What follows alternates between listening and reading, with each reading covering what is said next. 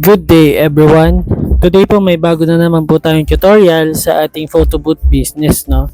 Ito po yung DSLR booth version 6 offline printer setting tutorial, no. So ano ba tong printer setting tutorial? So open natin yung DSLR booth natin para makita natin agad, no.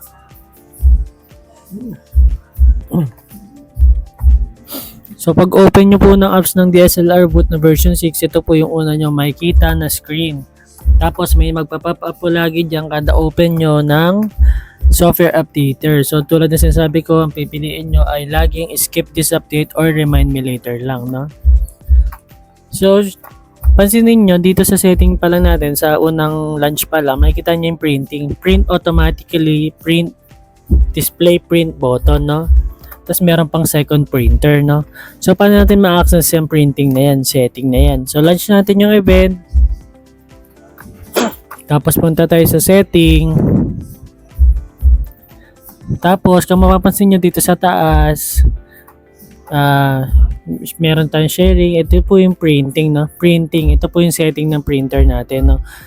So syempre kapag nasa event po kayo, ang dapat yung kada session nyo, magti-print po yung photos nyo, no? Tapos bukod doon, dapat yung printer nyo nakaset po siya sa A4 size, no? Ay 4R pala. Nakaset siya sa 4R na size or 4x6, no? So paano natin gagawin 'yan, no? So browse muna natin tong tong sa printer na setting para bago natin baguhin yung configure, no? So itong main printer, ito po yung main printer natin kapag nasa event kayo. So pwede kayo magdala ng dalawang printer. So pwedeng pag inon nyo tong main printer tsaka second printer, ang mangyayari niyan, salitan sila magpiprint. So nari, unang session, dito siya magpiprint, yung pangalawang session, dito sa pangalawa para walang napipending na picture, no? So dito sa baba, ito nakalagay siya print automatically. Syempre dapat lagi siya naka-print automatically, naka-check yan, no? Every after session dapat magpi-print siya. Show print button, yes, dapat naka-print, naka-show yan, no? Kasi pwede kayong magdagdag ng kunwari gagawin niyo siyang dalawa o yung print nyo or tatlo, kunwari dalawa yung nire-request ng client nyo na nagpa-picture. Yun. Tapos nakalagay print to both printers, no? Alternate printing to main and secondary. Ito yung sinasabi ko sa inyo na pag naka-on to, dalawa yung printer na nakaset sa inyo, yung unang session magpiprint sa unang printer, yung sumunod na batch magpiprint naman sa pangalawa para maiwasan yung mga pending na pictures or photos ng client nyo, no? Ayan, no? Tapos, so i-off muna natin to dahil isa lang yung printer na gagamitin natin. Tapos auto-rotate to fit, no? Ito, leave nyo lang na naka-check, no? Hindi natin babaguhin yan, no? Limit prints, no? Kasi meron tinatawag na yan, no? Kunwari ito. Sa isang event nyo, kunwari, dapat maka 50 lang kayo na shots. Pag sumobra dyan, dapat magdadagdag na yung kliyente nyo, no? Yan, dyan yung sineset yun, no? Tapos o kaya naman, sa per session, gusto nyo, hanggang tatlo lang yung pwede nilang i-print. Kunwari, itong batch na to, gusto niya, dahil 5 sila nagpa-picture, sama-sama sa isang group, gusto nila 5 kopya. So, pwede nyo i-limit yan na hanggang 2 lang or 3. Tapos magpa-picture na lang sila ulit, no? Pero normally, naka-off lang to. Yan, no? Sabi ko, pero depende sa inyo kung anong setting ang gagawin nyo, depende sa event nyo. Pwede nyo siyang i-on, no?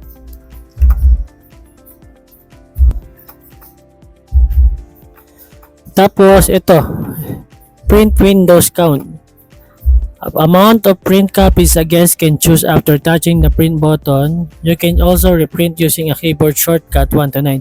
Ito yun sinasabi ko sa inyo, no? Pwede sila mag-select kung ilang kopya yung gusto nilang gawin din, no? Print sharpening medium. So normally naka-medium lang siya. Pwede nyo rin naman siyang i-high, no? Pero kahit medium lang is okay na po yan.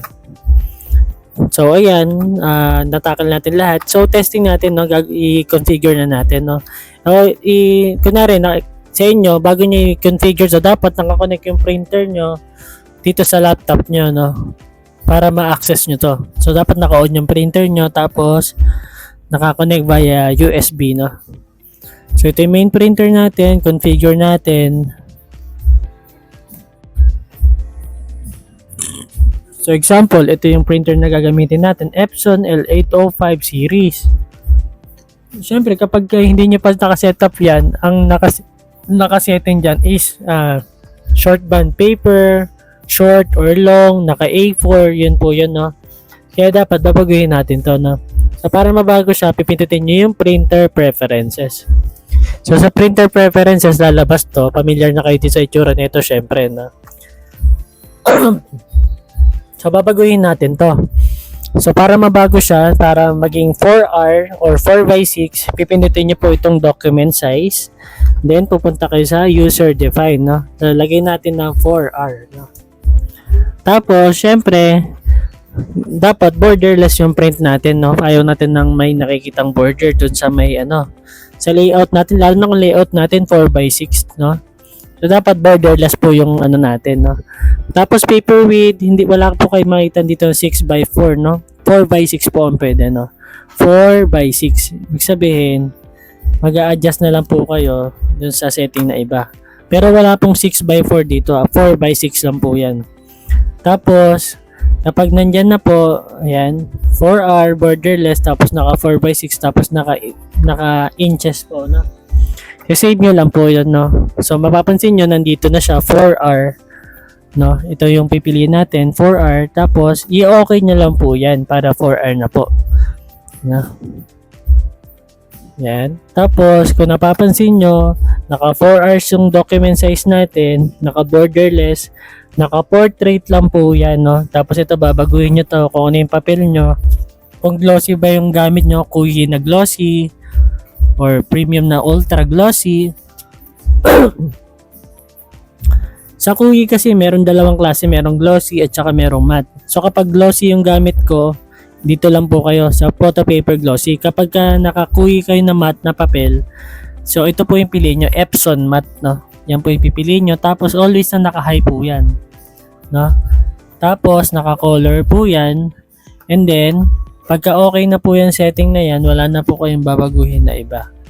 So, pipindutin nyo na lang po yung okay po. Pag nabago nyo na po yung preferences na po yun, i-apply nyo lang ito, then print para mag-save, no? Nakalagay dyan, printer, setting, save, no? So, ganun lang po kadali mag-setting ng printer or mag-set para mag-auto-print din siya. Ito po yung auto-print, no? Yan, no? So, ulitin natin, configure, tapos pupunta ka, hanapin nyo yung printer, pipindutin nyo yung preferences, tapos pupunta kayo dito sa setting, yan.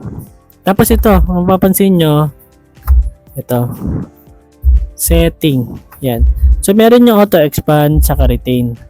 So, pwede nyong, kung may napansin kayo pagbabago sa print, no? Pag kunwari na print nyo na, tapos may konting border pa na lumabas, pwede nyo pindutin to auto retain size, no?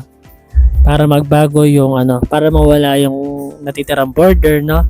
Or pwede nyo naman paglaruan, i-auto expand, tapos pindutin nyo yung mid or minimum, no? So kapag lalabas lang po yun, minsan may nagkaka-error sa mga printer nila, bakit daw may parang puting border pa rin na naiiwan. So dito na lang po babaguhin nyo, na paglalaroin nyo lang po itong auto-expand, no? Yan, auto-expand normally nasa max lang yan. So baguhin nyo, gawin yung mid or minimum, tapos mag-test print kayo, no?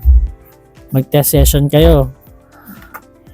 Pag ayaw pa rin dyan, ibalik nyo sa max, punta kayo sa retain, no? Yan, i-retain nyo lang, tapos naka-max lang. Yan. Okay, yan lang po, no? Retain, tapos tsaka auto-expand. So, pero kung normally wag nyo na pong gagalawin yan. Hindi na po ginagalaw madalas yan. Kapag may nagkaka-problem lang sa border po ng printout, no?